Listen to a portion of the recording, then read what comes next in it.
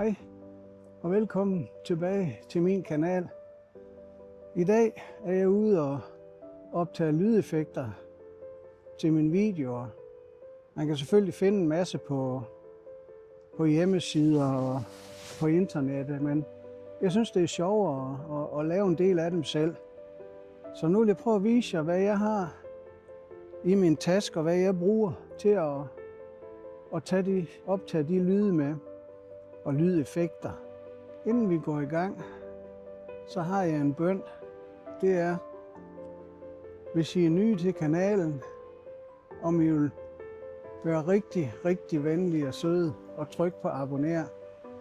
Det er ganske gratis, men jo flere følgere jeg får, jo mere kan mine videoer og små videoer komme ud i blandt en masse mennesker. Og det vil hjælpe mig helt vildt til at få energi og lyst til at lave flere videoer.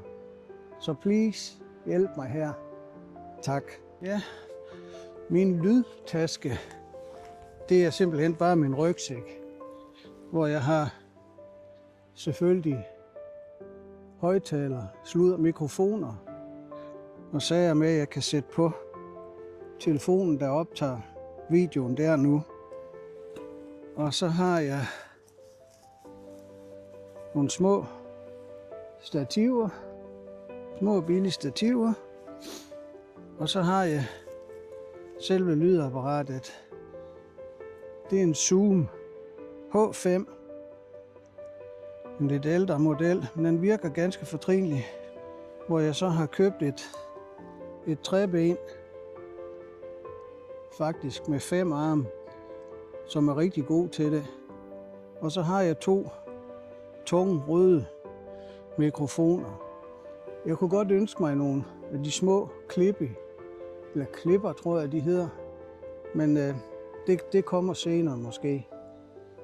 Det koster det hele, så jeg leger med det her indtil videre. Og så bruger jeg høretelefoner, så jeg kan høre, hvad jeg optager. Og det er sat sammen med XLR adapter i bunden for at få en bedre lyd, i stedet for at man kan sætte den til heroppe. Men jeg mener, det er bedre hernede med de lyde. Så lad os prøve at optage nogle lyde. Så vil jeg vise jer, hvordan jeg gør det. Så kom med. Fodtrin laver jeg simpelthen bare ved stille og roligt at gå fremad her i skoven. Og så vender jeg mikrofoner nedad, og så optager jeg ganske enkelt bare fremad. Og det kan bruges til rigtig mange situationer, hvor dyr går også i skovbunden.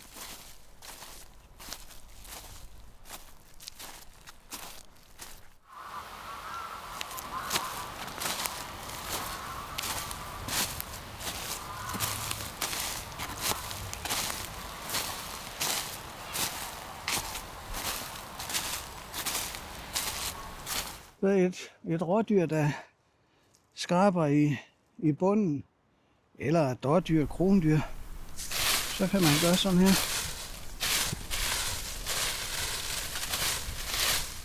Og få det på lyd også.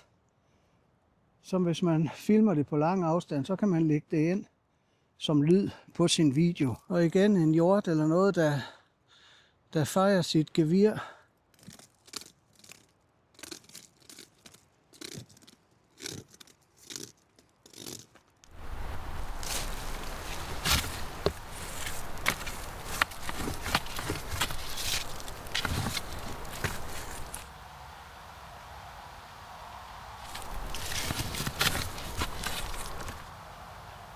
Hvis man filmer et dyr, et rådyr, en dårhjort eller et krondyr, der står og kommer af med det, den nu engang skal af med, så optager jeg det sådan her.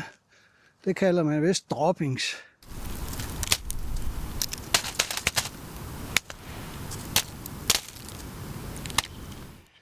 Det giver en fin effekt på videoen. Man får alle lydene med.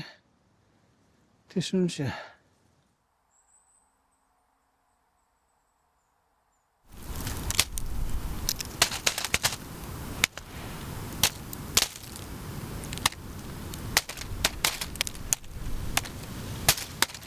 Vel tilbage efter en dejlig tur i den kolde skov her om vinteren for at lave lydeffekter.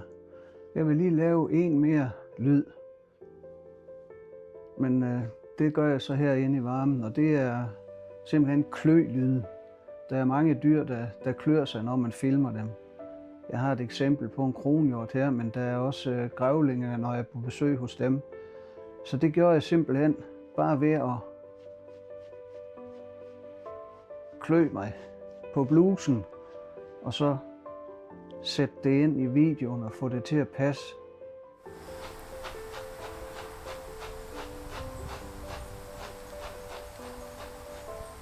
Der er selvfølgelig noget arbejde med at få det til at passe med lydene og dyrenes bevægelser og sådan, men det synes jeg kun er sjovt. Og så når man har lavet lydene selv. Der findes selvfølgelig tusindvis af andre lydeffekter, man kan lave selv. Det er kun fantasien, der sætter grænser der. Jeg har vist nogle af de få, jeg har lavet her i dag. Og så vil jeg da håbe, I vil gå ud og prøve det selv. Ja, det var så det, jeg har valgt at tage med i den her lille video. Tak for, at I kiggede med.